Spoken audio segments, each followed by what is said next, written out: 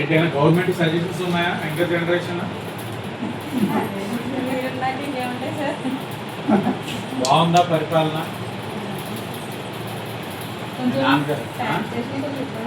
Sanitation man power shortage ఉందమ్మా.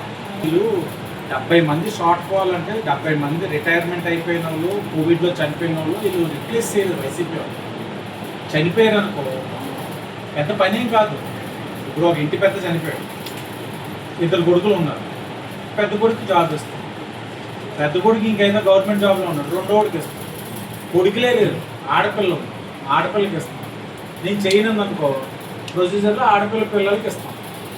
ఎవరో ఒకరికి ఇచ్చేసి భర్తీ చేయాలి. ఇది ఏమీ చేయలేదు. ఇప్పుడు మనం వచ్చి స్టాండర్డ్ ఆపరేటింగ్ ప్రొసీజర్స్ పెట్టి 30 మందికి ఇప్పుడు ప్లేస్మెంట్ ఇచ్చాం. ఇంకొక 39 మంది ఉన్నారు, సెకండ్ నోటిఫికేషన్ చేసి అది కూడా ఇచ్చేస్తే ఈ 69 మందిని ప్లేస్ చేసుకుంటే మీలాంటి పెద్ద వార్డులోని నలుగురు ఇచ్చుకుంటే శానిటేషన్ బెటర్ అవుతుంది. ఆ జాబ్ మీద ఉన్నాను, అదే పని మీద ఉన్నాను. నేను పట్టుకుంటే 1.5 year పట్టింది ఫైల్ మూవ్ చేయడానికి. ఈ ఎదవలేగం చేస్తుంటే వైసీపీ వాళ్ళు ఇంతవరకు ఎంత స్ట్రెయిన్ నాకు ఉండదు.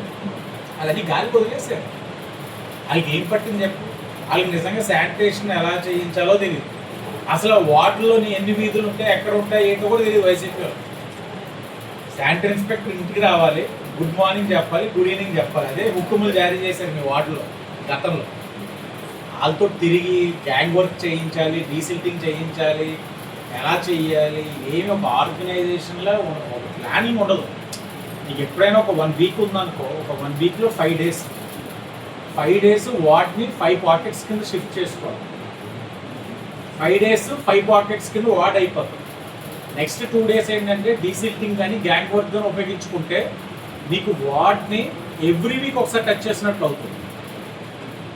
కొంతమంది అంటారు చూడు, 10 రోజులు అయిందండి, 15 రోజులు అయిందండి వచ్చేయాలి. ఎందుకంటావు? ప్లానింగ్తో చేయకపోతే శానిటేషన్ పని అవ్వదు.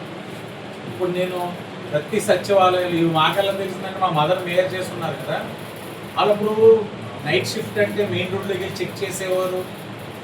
మా మదర్ నైట్ షిఫ్ట్ అంటే మెయిన్ రోడ్లోకి వెళ్ళి చెక్ చేసేవారు, నైట్ చేస్తున్నారా లేదా అని.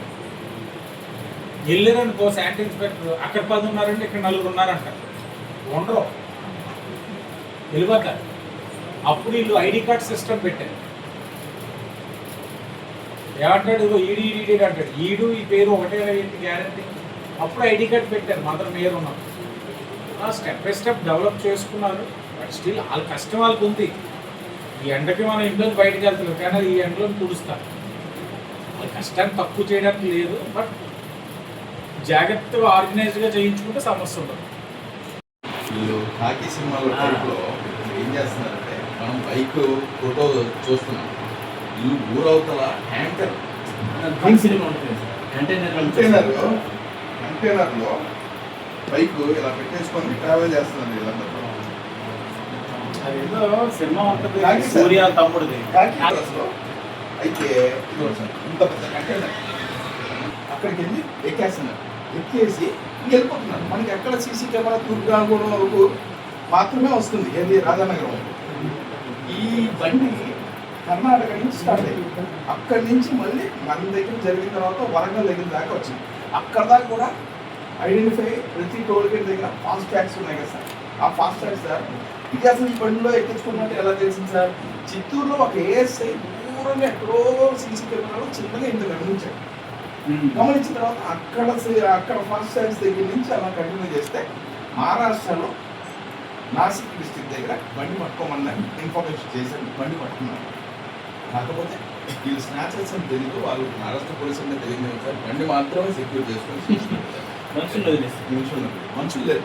మనిషి ఎప్పుడు కూడా బండి అక్కడ పెట్టేసి వీళ్ళు ఎక్కడో దూరం చూస్తారు. సో నేను రేపు మహారాష్ట్ర ఇది కేసు డిటెక్ట్ అయితే ఎక్సలెంట్ కేసు సార్. మీరు చేస్తారా టిఫిన్ చెప్తాం నాయుడు.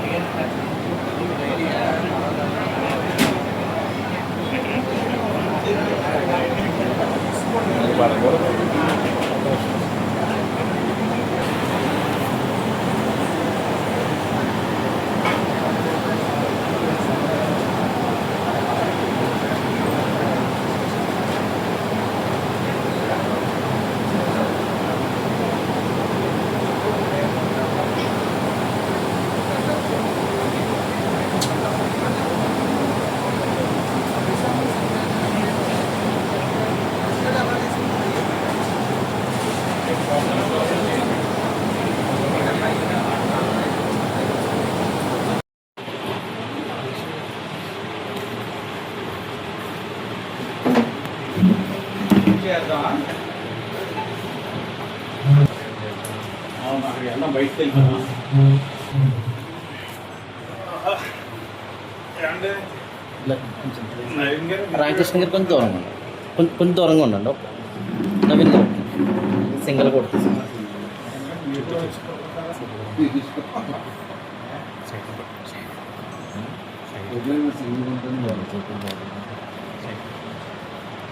కొంచెం ఇటు సైడ్ తిరుగుతారని. ఓకే. మనశ్శాంతిగా పొద్దున్నకి వచ్చాము. పొద్దున్నే ఏడు లేపడారు. నాన్న లేదా చల్లి 6:30కి వెళ్ళిపోదాం.